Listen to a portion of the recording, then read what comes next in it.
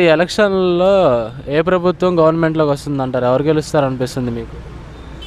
నాకు తెలిసి పవన్ కళ్యాణ్, చంద్రబాబు గారు ఒకటే చేశారు కాబట్టి ఈసారి టీడీపీ, జనసేన ప్రభుత్వం వస్తుంది.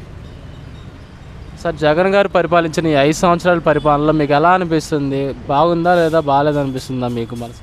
బాగాలేదండి, బాగాలేదు. ఎందుకనంటే పనులు లేవు, దాని తగ్గట్టు యువత ఆ, మందుకి కానీ వాటికి రేట్ అవుతున్నారు తప్పితే ఈ ప్రభుత్వంలో అంటే ఫ్రీగా ఇవ్వటం, క్యాష్ ఇవ్వటం అట్లాంటి వల్ల దానివల్ల యువత బాగా ఇబ్బంది పడుతున్నారు నాకు తెలిసి. గంజాయి గాడిగిరి యువత ఉద్యోగ అవకాశాలు ఎలా ఉన్నాయి అంటారు సార్ ఈ ప్రభుత్వంలో? అసలు లేదండి.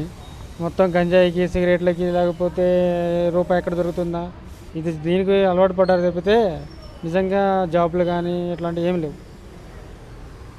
సార్ జగన్ గారు 2019లో పూర్తి మద్యపాన నిషేధం చేసి 2024లో ఓట్లు అడుగుతా అన్నారు కదా, ఆ మద్యపాన నిషేధం జరిగింది. ఆ వైన్ షాపులు తగ్గాయా పెరిగాయా అనుకుంటున్నారా మీరు?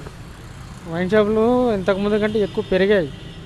ఇదే విజయవాడ సిటీల్లో 4 అడుగులకు ఒకటి ఉంది. బైపాస్లో అయితే బైపాస్లో ఎంతో 100 మీటర్స్ దూరంలో పెడతామని చెప్పి అన్నారు.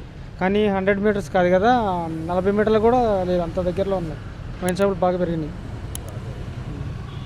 ఈ జగన్ గారి ప్రభుత్వంలో గంజాయి కానీ, మత్తు పదార్థాలు, రౌడీస్ ఇవన్నీ తగ్గాయా, ఈ ప్రభుత్వంలో పెరిగాయి అనిపిస్తుందా సార్ మీకు? పెరిగాయండి. ఏ విధంగా చేసినా గుండాలు, రౌడీలు ఎక్కువైపోయారు. సామాన్యులు బయట తిరగాలంటే మా జగన్ అన్న అని చెప్పేసి పేరు చెప్పుకొని గుండాయిజం చేస్తున్నారు. బాగా పెరిగాయి. దళితులపైన దాడులు, ఎస్సీ ఎస్టీ మీద, బీసీల వాళ్ళ మీద, ఆ వర్గాల మీద దాడులు ఆగాలంటే ఏ ప్రభుత్వం రావాలి? ఏ ప్రభుత్వంలో న్యాయం జరుగుతుంది అంటారు మీరు? కరెక్ట్గా చెప్పారండి. దళితుల గురించి చెప్పారు కాబట్టి చెప్తున్నాను. ఈ మధ్య డాక్టర్ బాబాసాహెబ్ అంబేద్కర్ విగ్రహం ఓపెన్ చేశారు. అయ్యా, నువ్వు దళితుల మీద ప్రేమ ఉంటే నువ్వు విగ్రహం ఓపెన్ చేసే బాగానే ఉంది. మరి దళితుల ఎస్సీ ఎస్టీ నిధులు ఏమైపోయాయి? ఇచ్చావా? ఎంతవరకు ఇచ్చావు? ఎంతవరకు సప్లై చేసావు? ఆ ఎస్టీ ఎస్టీ నిధుల గురించి ఒక్కరు అడిగేవాడు లేరు. అడిగితే నీ పరిస్థితి ఏంటి? నువ్వు విగ్రహం కట్టావు, విగ్రహం కోట్ల రూపాయలు చూపించావు, 40 కోట్లు అన్నావు, 50 కోట్లు అన్నావు. కానీ ఇక్కడ ఇవ్వాల్సిన నిధుల సంగతి ఏంటి? 400 కోట్లు దగ్గరగా ఇవ్వాలి, అవి ఇవ్వలేదు. పైపెచ్చుగా బస్సులు, ఆర్టీసీని ఉపయోగించుకుని బస్సులను ట్రావెలింగ్ చేయించావు జనాన్ని.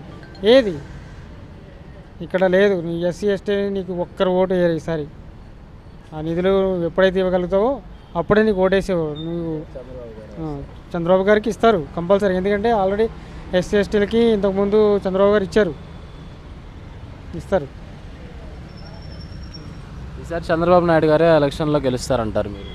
ఖచ్చితంగా టీడీపీ, జనసేన ప్రభుత్వమే కంపల్సరీగా ఎలిగేషన్తో వస్తుంది. ఈసారి వైసీపీ ఒక్క సీటు కాదు కదా, ఒక్క ఎమ్మెల్యే కూడా గెలవడం నాకు తెలుసు. నా ఒపీనియన్ అది.